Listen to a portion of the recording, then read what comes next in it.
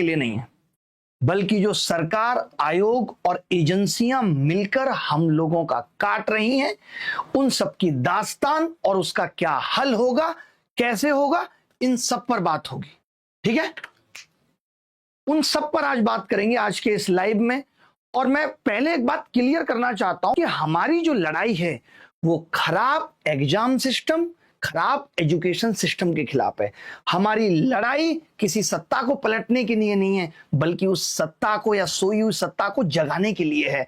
हम सरकार को झकझोरना चाहते हैं, जिसने हमारे मन को कचोट रखा है कि इस बेरोजगारी, ये जो एक शब्द है, इसकी जड़ें इतनी गहरी हो गई हैं कि हम और आप ऊपर से तो देख ही नहीं पा रहे कि हमारे पीछे चल क्या रहा है। वो सरकार जिसको हमने 12 साल दिए, वो सरकार जिसको हमने वक्त दिया, भरोसा दिया, पूर्ण बहुमत दिया, जिसने हमें कहा कि सबका साथ सबका विकास करेंगे, आपको हर साल करोड़ों में नौकरियां देंगे, और आज ये हालत हो गई है कि हमारे इतना भरोसे करने के बाद भी कि ये सिस्टम बदलेगा, लाखों बेरोजगार युवा सड़कों पे पुलिस की लाठियां खा रहा है, कहीं पेपर लीक हो रहा है, कहीं कैंसिल हो रहा है, अलग अलग लेवल का अत्याचार झेल रहा है। ये इस देश की हालत हो चुकी। इन सब पे बात करेंगे। मैं आपको बताना चाहता हूं, मेरा नाम अभिनय शर्मा है। बहुत सारे लोग इस वीडियो को पहली बार देख रहे होंगे। मैं ये लड़ाई पिछले 7-8 सालों से लड़ रहा हूं, और अगर छोटी लड़ाइयों की बात करें तो 2013 से लड़ रहा हूं। 2013 का एग्जाम भी पूरा मेंस एग्जाम होने के बाद कैंसिल हुआ था, इस आधार पे कि पेपर लीक हुआ है, और पूरा एग्जाम कैंसिल हुआ। तब ये नहीं कहा जाता था कि प्रोसेस बहुत आगे बढ़ गया इसलिए अब कैंसिल नहीं होगा। 2017 में खूब लीक की खबरें आई, लेकिन एग्जाम कैंसिल नहीं हुआ। 2018 में यूएफएम के आधार पर सरकार ने बहुत सारे लोगों के साथ अत्याचार किया, हमने उसके खिलाफ लड़ाई लड़ी और उसको ठीक कराया। 2022 में फिर एक नॉर्मलाइजेशन का पंगा हुआ, जिसमें बहुत सारे लोगों के साथ अन्याय हुआ, हम उसको भी सह गए। 2023 के सीजीएल के एग्जाम में क्या हुआ कि क्वेश्चन गलत पूछ लिए गए और वो मामला कोर्ट में चला गया, और कोर्ट ने आदेश भी किया कि आप रिजल्ट को रिवाइज करिए, लेकिन एसएससी ने उस चीज को भी नहीं माना, और कंटेम्प्ट ऑफ कोर्ट आज भी एसएससी के ऊपर है। तो आपको ये सोचना पड़ेगा, समझना पड़ेगा कि ये आयोग इतने रिजिड क्यों हो गए हैं कि जहां हम ये कहते हैं कि हमारे न्यायालयों का फैसला अंतिम होता है और ये उन्हें भी नहीं मान रहे। आपको क्या लगता है कि ये एक सिर्फ चेयरमैन के बस की बात है कि चेयरमैन के कहने पे इतना सब कुछ हो जाता है? 2024 का रिजल्ट भी फिर से कोर्ट केस में फंसा हुआ है। तब जाकर ये आवाज इतनी उठ गई, इतनी संगठित हो गई कि आज लोगों को सड़क पे उतरना पड़ा। और मैं आपको बताना चाहता हूं कि हमने कभी ये नहीं कहा था कि बच्चे आप आओ, हम आपकी लड़ाई लड़ने के लिए पर्याप्त हैं। आपने हम सबको YouTube पे इतना प्यार देके बता दिया है कि हम सबके पीछे मिलियंस लोगों की भीड़ है, और लोग वो सपोर्ट देने के लिए तैयार है। हमें वो आपका सपोर्ट चाहिए। जिस वक्त जरूरत होगी हम एक आवाज लगा देंगे कि आप आ जाइए। अभी आप बिल्कुल मत आइए, कोई जरूरत नहीं है। अभी आपके शिक्षक और ऐसे लोग जो सच में समाज सुधारक हैं और समाज को सुधारना चाहते हैं, करप्शन को हटाना चाहते हैं और इन जड़ों को उखाड़ फेंकना चाहते हैं, उन सबसे आज मैं आह्वान करना चाहता हूं। एक एक करके हर एक चीज पे बात करेंगे। आप सोच रहे होंगे ये मामला अभी इतना अचानक कैसे उठ गया? इतना अचानक ऐसे उठ गया कि जब 2024 के रिजल्ट के बाद हम लोगों ने आवाज उठाई, चेयरमैन से मुलाकात की, तो चेयरमैन साहब ने हमें बहुत मीठे शब्दों में कहा कि गलत हुआ है और मैं इन सब पे काम कर रहा हूं और सब कुछ ठीक कर दूंगा। उन्होंने बिल्कुल नहीं कहा कि मैं एजेंसी भी बदल रहा हूं। अगर उनकी मनसा ठीक थी तो वो बता देते कि वो एजेंसी भी बदल रहे हैं। आप सब जैसा कि जानते हैं कि ये लोग एक एडुकेटी नाम की एजेंसी को लेकर आए। वो एडुकेटी नाम की जो एजेंसी है वो एसएससी का कहना है कि सरकार के रिगरस प्रोसेस के थ्रू आई है, यानी उसमें एसएससी का कोई लेना देना नहीं है, वो सरकार के थ्रू आई है। और आती भी है कोई एजेंसी, जिस एजेंसी पे अगर पहले कोई आरोप लगा था तो वो कैसे आ गई? मैं इस एजेंसी के आपको ऐसे ऐसे प्रूफ दिखाऊंगा आगे आने वाले वक्त में। अभी वो वक्त भी आएगा जब ये एजेंसी उखाड़ के फेंकने की तो छोड़िए, इसको लोग उखाड़ के फेंक देंगे कि क्या हालत इसने एग्जाम सिस्टम की कर दी है। जो बात मैंने बोली है कि ये इतने इतने लाख करोड़ के घोटाले जो हम ऊपर से देख रहे हैं ना, हम ऊपर से क्या देख रहे हैं? बैठ जाओ भाई आराम से, शांति से। हम जो लोग ऊपर से देख रहे हैं कि अरे ये कीबोर्ड नहीं चल रहा है, माउस नहीं चल रहा है, ये छोटी छोटी समस्याएं, अंदर की समस्याएं तो आप सोच नहीं सकते। आपको तो बस ये दिख रहा है अच्छा वैकेंसी आ गई, चलो एक नौकरी मेरी भी हो जाएगी, लेकिन इसके पीछे की कहानी इतनी खराब है कि आप सोच नहीं सकते, इतना बुरा हाल है। और हमें ये सब सिस्टम को ठीक करना है और उसके लिए आवाज को बुलंद करना था, जिसके लिए हम सब शिक्षक मिलकर के, आपको पता होगा पूरे देश से शिक्षक आए, सबने मिलकर के अपनी बात कही कि भाई चलो डीओपीटी मिनिस्टर साहब से बात करते हैं। वजह यह थी क्योंकि हम लोग एसएससी चेयरमैन से ऑलरेडी मिल चुके थे, रेलवे रिफॉर्म इतने दिनों से चल रहा था और लोग कोशिश कर रहे थे कि रेल मंत्री से जाके बात करें, लेकिन नहीं संभव हो पा रहा था। तो हमने सोचा कि क्यों ना सीधे जाके डीओपीटी से ही बात करें। क्या हमारा हक नहीं है? क्या जनता का यह हक नहीं है कि वो अपनी आवाज को शांतिपूर्ण तरीके से सरकार से कह पाए? लेकिन आपने देखा होगा वहां पे कुछ एक सेकंड के अंदर ही उस आवाज को दबाने के लिए पुलिस ने लाठीचार्ज किया। हमारी लड़ाई पुलिस से है भी नहीं। आपने देखा होगा, आपको मेरे बोलने का तरीका पता है कि पुलिस ने मेरे ऊपर ही इतना खराब इल्जाम लगाया, उसके बाद भी हमने हंस करके टाल दिया। हमने कहा कोई बात नहीं, हमारी लड़ाई इस देश की पुलिस से थोड़ी है, उनका तो हमें सहयोग चाहिए सरकार तक पहुंचने के लिए। वो तो बैरियर है, वो खुद ये नहीं चाहते, वो खुद इसी सिस्टम से निकल के यहां पहुंचे हैं बड़ी मुश्किलों से, तो वो भी सब जानते हैं। हमारी लड़ाई ना सरकार हटाने की, हमारी लड़ाई है कि जो ये एग्जाम सिस्टम इतना भ्रष्ट हो गया, इसको ठीक कैसे किया जाए। और ये एक दिन में नहीं हुआ, ये हुआ ये से है। इस साल आप माफ कर दिया, 2023 में अगर गलत क्वेश्चंस को माफ ना किया गया होता तो 2024 में ये गलत क्वेश्चन वाली बात की हिम्मत नहीं कर पाते। आपको बता दूं कि जिस दिन ये परसों जब 31 जुलाई को सब लोग इकट्ठे हुए तो हम लोग चेयरमैन ऑफिस गए, कहा गया कि आपको चेयरमैन साहब से मिलाया जाएगा। वहां पे एक डायरेक्टर से हमारी मुलाकात हुई और हमने कहा कि एसएससी फेज एक्स में इतनी सारी प्रॉब्लम है, उनकी बातों से साफ साफ लग रहा था।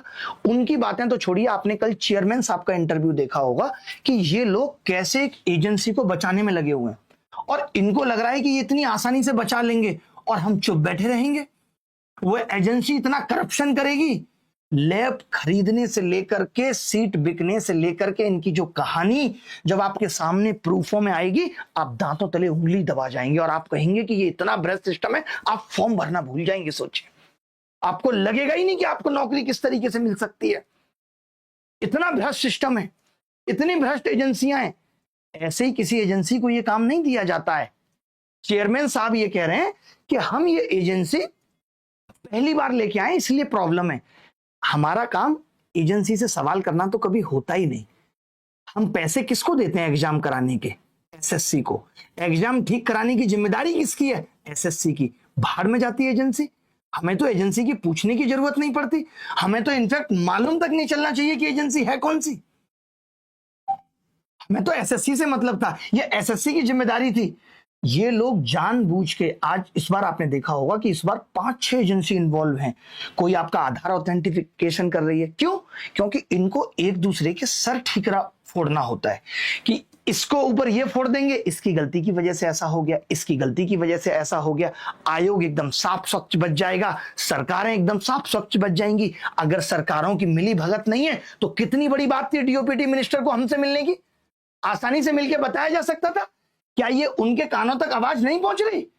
31 जुलाई को जो हम देश के सब शिक्षकों ने किया है, आप देख लीजिए कि आज पूरा मीडिया समाज ये बोल रहा है कि छात्रों के साथ गलत हो रहा है। हमें यही तो हिम्मत देनी है। आप ये मत सोचिए इस मीडिया की हिम्मत टूट गई है, इसको हिम्मत नहीं मिल रही। इसको लगा अरे शिक्षक और छात्र इतनी आवाज बुलंद कर सकते हैं तो चलो हम भी इनके साथ चलते हैं। जैसे क्या होता है ना कि जब एक आवाज बुलंद हो रही हो तो सब उसका साथ देना चाहते हैं, तो इस आवाज को दबने नहीं देना है। आज मीडिया वाले उठा रहे हैं ना, आज उनको लग रहा है कि सरकार से सवाल पूछना चाहिए। ये बात जो 3 दिन पहले मैं चिल्ला चिल्ला के कह रहा था कि आप जाके चेयरमैन से इंटरव्यू क्यों नहीं करते, हुआ ना चेयरमैन साहब का इंटरव्यू और आपके सामने आ गया। ये चेयरमैन की स्थिति है कि वो कहता है कि भाई पहली बार एग्जाम ले रहे इसलिए थोड़ी बहुत गड़बड़ें हो जाती हैं। जब हम डायरेक्टर से मिले तो डायरेक्टर ने कहा 50 से 55 हजार बच्चा प्रभावित है, बस सिर्फ 50 से 55 हजार। ये बच्चा 50 से 55 हजार सिर्फ है। आप नौकरी कितनों को दे रहे हो? मुश्किल से 3,000 वैकेंसी है और 50 से 55 हजार बच्चा प्रभावित है। या तो आप नौकरी दे रहे हो तो 8-10 लाख लोगों को और 50 से 55 हजार बच्चा प्रभावित हो रहा होता तो हम मान भी लेते। और कमी कैसी कैसी कि 25 तारीख को 24 का पेपर रिपीट हो गया। जब डायरेक्टर साहब से पूछा गया तो उनका लॉजिक था कि पेपर रिपीट हो गया, आप इसको गलत क्यों ले रहे हैं? बच्चे ने सोचा होगा 24 तारीख को कि ये तो अब आ गया, अब नहीं आएगा, हमने वही पूछ लिया, सरप्राइज दे दिया। हमने पूछा, आप गलत क्वेश्चन पूछ के अपनी जेबों में पैसा भर रहे हैं 100 रुपए, और अगर यही हाल रहा तो आगे आने वाले वक्त में आप सवाल गलत बढ़ाते ही चले जाएंगे। तो उसने कहा, आप गलत पूछ रहे हो, पैसा तो सरकार की जेब में जाता है। ये एक अधिकारी का आरोप है। मैं सरकार से भी कहना चाहता हूं, आपके एक अधिकारी का ये आरोप है कि ये पैसा सरकार की जेब में जाता है, जिससे रोड बनते हैं। तो आगे आने वाले वक्त में तो जेई, नीट, यूपीएससी, आप सब में गलत सवाल पूछे, और 100 रुपए क्यों चार्ज कर रहे हैं? एक बच्चा जो अपने माँ बाप की मजदूरी पे मुश्किल से फॉर्म भरता है, और आप उससे अलग तरीके की वसूली चला रहे हैं। सोचिए कितना भ्रष्ट हो चुका होगा ये सिस्टम। और कमाल की बात देखिए कि जब आज इन बातों को उठा के हम मीडिया के सामने भी रख रहे हैं, तो मीडिया कर, अच्छा ऐसा होता है, 100 रुपए लिए जाते हैं। 8 साल से चिल्ला रहे हैं, तब तो यहां तक आवाज पहुंच पाई है कि 100 रुपए गलत तरीके से लिए जाते हैं। आप सोचिए, अपनी आवाज को पहुंचाने के लिए डिजिटल इंडिया के दौर में आज 8 साल लग जा रही हैं। कितने दुख की बात है इस देश के लिए। हमने पूछा, एक और सवाल हमने किया था, डिस्टर्ब बिल्कुल मत करो, बिल्कुल नहीं, आराम आराम से बैठे रहो। हमने सवाल पूछा डायरेक्टर साहब से कि भाई 500 600 किलोमीटर आप सेंटर डाल रहे हो, क्या ये सिस्टम का फेलर नहीं है? उन्होंने कहा, हम अपने जमाने में तो जनरल के डब्बे में लटक लटक के एग्जाम देने जाते थे। यानी आज अगर किसी बाप ने परेशानी उठाई है तो वो अपने बेटे को भी यही कहेगा कि तुम भी यही कहो। फिर काहे की तो जनरेशन गैप और काहे का अपडेशन, जो आज हम कहते हैं कि हम इतना आगे निकल चुके हैं, हम यानी हमारे अधिकारियों की सोच अभी भी वही पुरानी 30 साल वाली है। फिर काहे का डिजिटल इंडिया और काहे का विकसित भारत? शर्म आनी चाहिए ऐसे अधिकारियों को भी जो इस तरीके की बयानबाजी करते हैं। आज के बाद हमने इसीलिए सोचा था पहले भी कि हम चेयरमैन से मिलके भी संतुष्ट नहीं थे, और अब तो हम जब डायरेक्टर से मिले तो बिल्कुल संतुष्ट नहीं है। अब तो हम जवाब सीधे जो चाहते हैं वो डीओपीटी मिनिस्टर साहब से ही चाहते हैं। तो एक एक चीज पे जो मैंने आपसे कहा था, आप लोगों ने भी मुझे बहुत सारे प्रश्न पूछे। आपने कहा आयोग से सर हमारा प्रश्न है, आयोग से आप प्रश्न करने का कोई फायदा नहीं है। 2024 के रिजल्ट में अभी भी सारा डेटा अगर मिला दिया जाए तो 46 रैंक अभी भी मिसिंग है। टोटल 46 रैंक मिसिंग है, जिनके बारे में हमने आरटीआई डाल के पूछा कि भाई ये 46 रैंक मिसिंग क्यों है, आप इसका जवाब दीजिए कि 46 रैंक मिसिंग क्यों है, ये कौन बच्चे हैं जिनको आपने दिए। तो इस पे आयोग का सीधा जवाब है कि इस चीज का जवाब हम नहीं दे सकते, ये हम नहीं बता सकते आपको कि 46 रैंक मिसिंग क्यों है। तो आयोग से प्रश्न करना बेकार है, क्योंकि आयोग सिर्फ और सिर्फ सरकार के इशारों पे जितना गलत इस देश के युवा के साथ कर सकता है वो कर रहा है। और वेंडर से सवाल हम क्यों करेंगे? वेंडर हमारे लिए कोई औकात नहीं रखता, उसकी अकाउंटेबिलिटी नहीं है, उसे तो हमें उखाड़ के फेंकना है बस।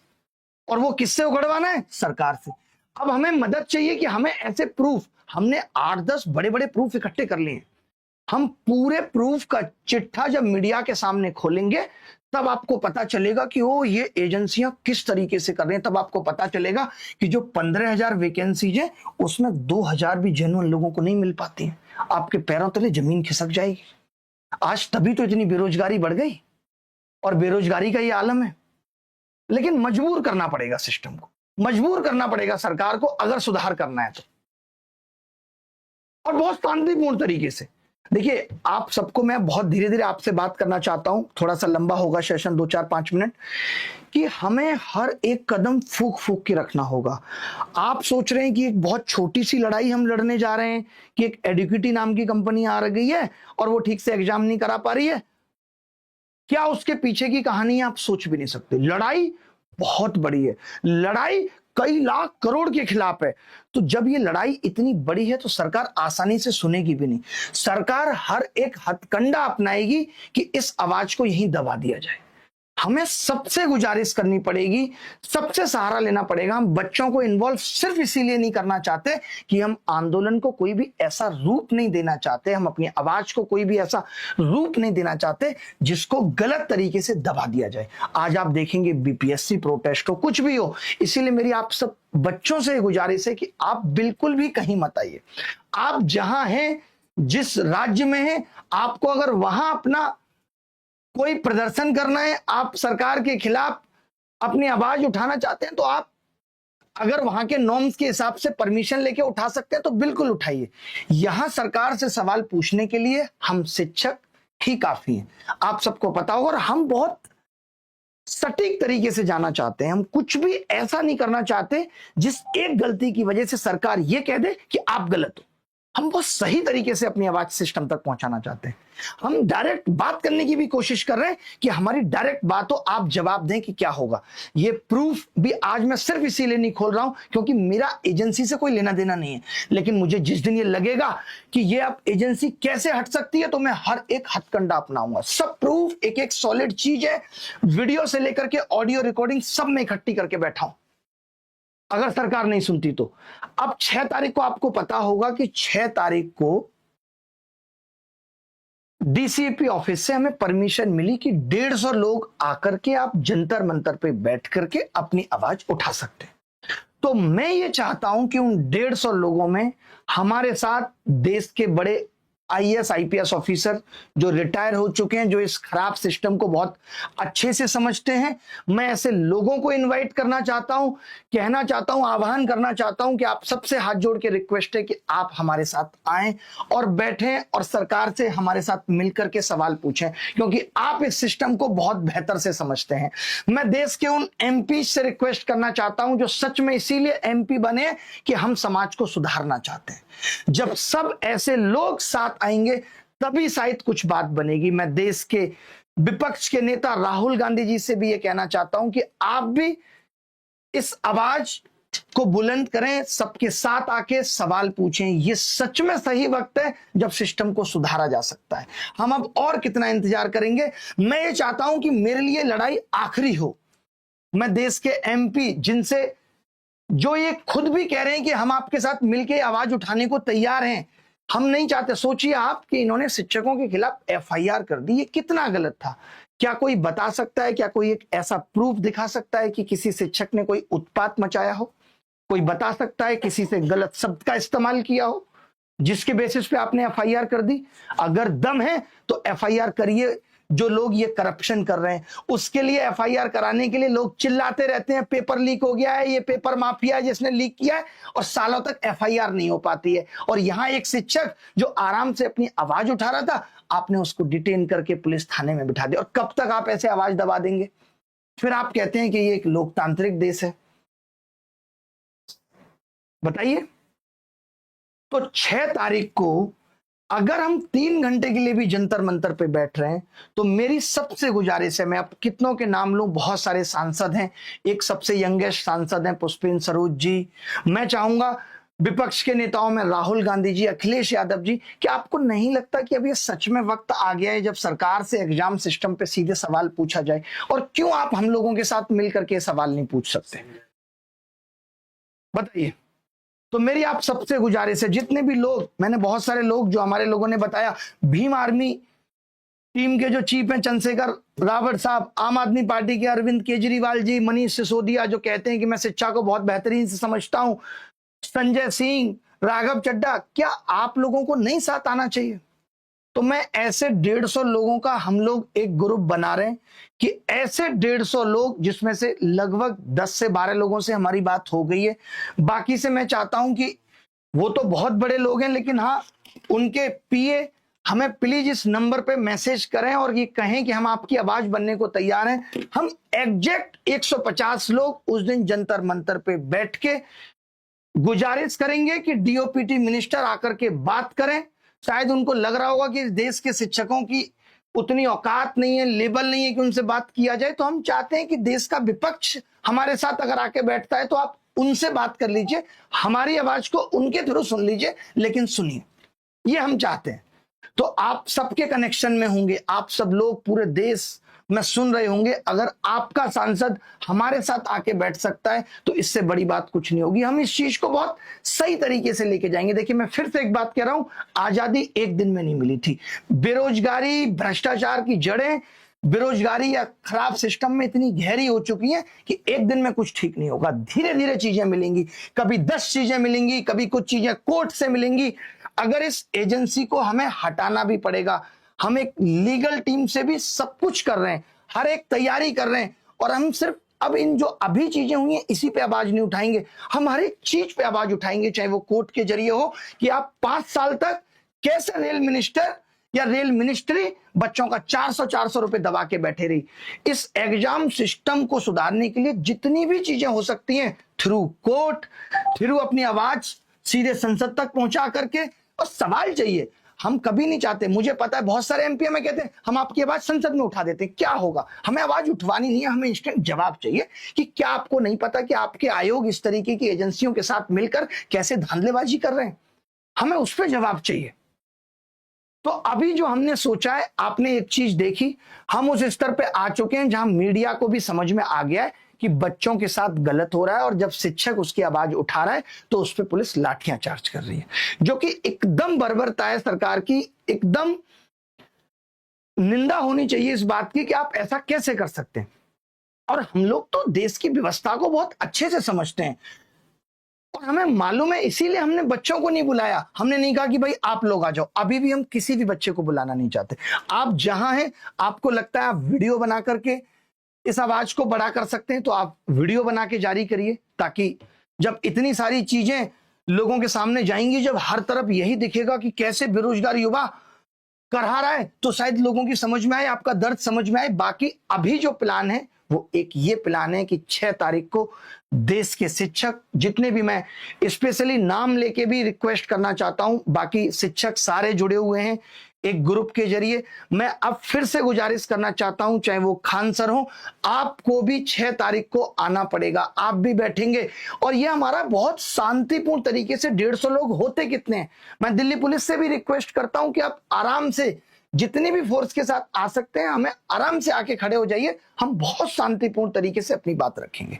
तो मैं चाहता हूं देश के शिक्षक भी हों, जितने शिक्षक हो सकते हैं, सिर्फ पहले ये अप्रूव हो जाएगा। मैं इसीलिए चाहता हूं कि कोई अव्यवस्था ना हो कि हम 150 लोगों का नाम पहले ही फाइनल कर लें कि ये एमपी साहब हमारे साथ जाके बैठने को तैयार है, ये पुराने मिनिस्टर साहब हमारे साथ जाके बैठने को तैयार है। क्योंकि मैं फिर से कह रहा हूं, सत्ता के लोग भी अगर हमारे साथ जाके बैठने को तैयार हैं तो हमें बहुत खुशी होगी। सत्ता में भी ऐसे बहुत सारे लोग हैं जो इस खराब एग्जाम सिस्टम को समझते हैं, उनके बच्चे भी इससे पीड़ित हैं, तो आप सबको भी हमारा साथ देना चाहिए। और मैंने तो ये सुना है कि मोदी जी तुरंत सुनते हैं अगर उनको लगता है देश में कुछ खराब हो रहा है, और यहाँ युवा चीख चीख के करा करा के परेशान हो गया और सांप के कान तक जू नहीं रेंग रही।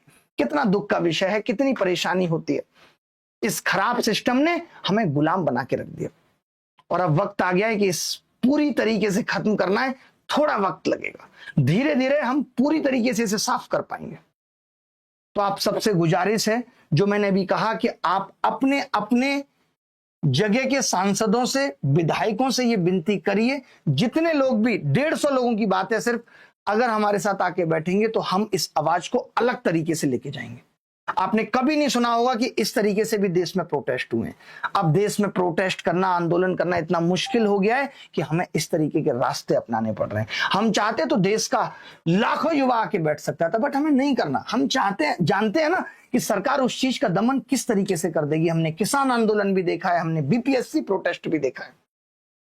8-9 सालों से इस सिस्टम से लड़ाई जारी है। हर साल ये लोग नई नई चीजें लेकर आते हैं, हर साल कभी कुछ गड़बड़ करके आपको बाहर कर देंगे और आपका ध्यान इस तरह भटका देंगे कि आप सोच ही नहीं पाएंगे। ये प्रॉब्लम कोई अचानक से इतनी थोड़ी बड़ी हो गई है, करोड़ों लोगों की हताशा का नतीजा है, जो आज संगठित होकर के आप सबके सामने वो आवाज आपको हर तरफ दिख रही है। पूरी तरह से फ्लॉप हो चुका है सिस्टम। हम सोचते हैं कि आयोग जिम्मेदार नहीं है, ये सब मिलकर हमें गुमराह कर रहे हैं बस। आज आप देखते होंगे कि जब हम लोग मीडिया को कहते हैं कि 100 रुपए लिए जा रहे हैं, तो लोग शौक से कहते हैं, मतलब लोगों को पता ही नहीं, ऐसे बात करते हैं। तो आप सबको वीडियो के माध्यम से सारी बातें पता चल जा रही हैं। लगातार लगे हुए हैं इससे मिलने में, उससे मिलने में। हर शिक्षक का सहयोग है, हर शिक्षक ने आगे बढ़ करके आए, देश से जितने भी शिक्षक आए उन सबको भी मेरा नमन है। उन सबकी ये बड़प्पन है कि वो सब लोग दिल्ली आए, क्योंकि ये लड़ाई सिर्फ एसएससी के खिलाफ नहीं थी, ये लड़ाई सिर्फ रेलवे की नहीं थी, ये लड़ाई सिर्फ शिक्षक भर्ती या बैंक एग्जाम की नहीं थी। हर जगह घोटाला, करप्शन है, हर जगह सिर्फ कारोबार बना हुआ है। तो इस कारोबार को रोकना है, देश को सही रास्ते पे लेके आना है, क्योंकि ये वो युवा है जो देश को आगे 30 साल तक लीड करेगा। तो आप सबसे बस यही गुजारिश है। मैं दोबारा ये कहूंगा, हम लोग 2 बार चेयरमैन से मिल लिए, डायरेक्टर से मिल लिए, कोई हल नहीं निकला। चेयरमैन साहब का सीधा कहना है कि एडुकेटी हम सब लोग बहुत ईमानदार हैं, ये पब्लिक के सामने अपने आप को ऐसे दिखाएंगे जैसे इनको कुछ पता ही नहीं है, उलूल जुलूल बातें करते हैं। एक चेयरमैन से, एक डायरेक्टर से इस तरीके की उम्मीद है। मैं फिर से मीडिया को कहूंगा कि दोबारा से इंटरव्यू हो तो क्रॉस क्वेश्चन भी करिए। आप सवाल पूछिए कि आप कैसी बच्चों जैसी बातें कर रहे हैं कि ये पहली बार एग्जाम करा रही है। अगर ये पहली बार एग्जाम करा रही है एडुकेटी, तो तुमने तो अपनी बिड में लिखा था कि हम उसी को टेंडर देंगे जो 5 साल जिसको हो गए होंगे इस फील्ड में। तो काहे का पहली बार, ये तो बताओ। एक तरफ तुम बिड में लिख रहे हो कि हम उसको देंगे टेंडर जो 5 साल से ठीक से एग्जाम करा रहा है, जिसने 160 करोड़ का रेवेन्यू भी किया है, फिर तुम कह रहे हो ये पहली बार करा रही है। तो ये सब बातों से गुमराह करने की कोशिश मत करिए चेयरमैन साहब। अगर आपको भी लग रहा है कि सरकार ने आपको ऐसा बोला है कि नहीं नहीं इस चीज को संभालना है, तो आप भी चेयरमैन की कुर्सी छोड़िए और हमारे साथ आके बैठिए, मिलकर के सिस्टम से लड़ेंगे। बहुत उम्र हो गई, आपने भी बहुत जीवन जी लिया। मैं आपसे भी गुजारिश करता हूं कि हमारे सामने आके बैठिए, हमारे साथ आके बैठिए। उखाड़ फेंकेंगे ऐसी एडुकेटी, ये तो कुछ भी नहीं है। हम इसको करप्शन करने देंगे? आज ये यहां कर रही है, अभी कल को राज्यों के एग्जाम कराएगी, ये तो पूरे देश को बर्बाद कर देगी। इनका तो धंधा हो गया ये। और हमने सड़कों पे, हम ऐसे ही नहीं आए थे, सड़कों पे उतरने से पहले हमने हर रास्ता अपनाया, मेमोरेंडम दिए, सोशल मीडिया पर कैंपेन चलाया, आरटीआई डाली, कोर्ट में याचिका दी, लेकिन जब कोई जवाब नहीं मिला तब जनता क्या रास्ता चुनेगी? मैं आपसे पूछ रहा हूं। शांतिपूर्ण प्रदर्शन, और ये लोकतंत्र है। संविधान का आर्टिकल 19(1) हमें शांतिपूर्ण विरोध का अधिकार देता है। तो फिर सरकार की बर्बरता क्यों? ये हमारा हक है, आप कैसे दबा सकते हैं? कोई एक आदमी बता दे कि हम गलत कर रहे हैं और किस एंगल से कर रहे हैं। आज ये एजेंसी, आप तो ये कह देंगे सीजीएल का एग्जाम होने के बाद अब कुछ नहीं हो सकता, अब जो गलत हो गया अगले साल ठीक करेंगे। इस साल फिर लाखों लोगों की जिंदगी बर्बाद और हम सहते रहेंगे। तो अब कोई नहीं सहेगा। मैं सीधे सीधे से आपसे कहना चाहता हूं, देश की सबसे बड़ी ताकत है यूथ, और ये यूथ जो हमारे साथ खड़ा है। पहले तो ये ऑनलाइन जैसी चीजें नहीं थी, यूट्यूब नहीं था, तो लोगों को बुला के दिखाना पड़ता था। आज अगर मैं आ रहा हूं तो सरकार को पता है कि मेरे पीछे भी 30 लाख लोग बैठे हैं। आज अगर कोई और शिक्षक आ रहा है तो सरकार को पता है कि इसके पीछे भी करोड़ों बच्चे बैठे हैं। सबको पता है ये बात। तो हम शिक्षक पर्याप्त हैं इस लड़ाई को लड़ने के लिए। बस मैं विपक्ष के नेताओं से या पक्ष के उन नेताओं से जिनको भी लगता है कि इस पे आवाज उठनी चाहिए, उन सबको आमंत्रित करता हूं जंतर मंतर पे 6 अगस्त को। आप सबसे गुजारिश है कि आप इस नंबर पे अपने पीए या किसी से भी मैसेज करा दीजिए और हमारा सहयोग कीजिए। बहुत सारे लोगों को ये लगता होगा कि ये शिक्षक क्यों राजनीति कर रहे हैं। एकदम नहीं करनी है। क्यों ही राजनीति करेंगे? आपको पता है देश में ऐसे बड़े बड़े शिक्षक भी हैं जो आज कहीं से भी खड़े हो जाएं तो निर्दलीय चुनाव जीत जाएंगे। हमें चुनाव नहीं जीतना है। और क्यों जीतना है चुनाव? आपको क्या लगता है? अब हम यहां के आगे बताएं कि हमारा जीवन कैसा है। जो एक नेता 45 से 50 साल लग जाते हैं पहुंचने में और अचीव करने में, यहां वो चीज हमारे यहां 21-21 साल की लड़कियां अचीव करके बैठी हैं। सोचिए कितने दुख की बात है। एक आप अगर ये सोच रहे हैं कि विधायक और एमपी बनेगा, तो हमारे यहां 22-22 साल के शिक्षक उससे बहुत आगे निकल के बैठे हैं। ये बहुत बड़ी बात है। तो कोई ये ना सोचे कि हमें राजनीति करनी है। बिल्कुल नहीं करनी। क्यों करनी है राजनीति? बहुत गंदी चीज है। बट हम इस राजनीति को सुधारना चाहते हैं। हम वो गलती नहीं करना चाहते जो केजरीवाल साहब ने की, कि राजनीति करने चले गए और खुद ही उस दलदल में फंस गए, क्योंकि ये बहुत बड़ा मोह है। हमें इसमें नहीं फंसना। और क्यों फंसना है? हमें तो अभी कोई और विकल्प भी नजर नहीं आता जो देश को सही तरीके से लीड कर सके। हम तो जो मोदी जी की खामियां हैं सिर्फ उन पे सवाल उठाना चाहते हैं। और इसलिए उठाना चाहते हैं क्योंकि हर कोई ये कह देता है मोदी जी के नेतृत्व में देश आगे बढ़ रहा है। तो देश अगर पीछे जा रहा है तो यहां फिर किस नेतृत्व की कमी है? गलत है कुछ? बताओ भाई। अगर गलत बोल रहा हूं तो आप बताओ।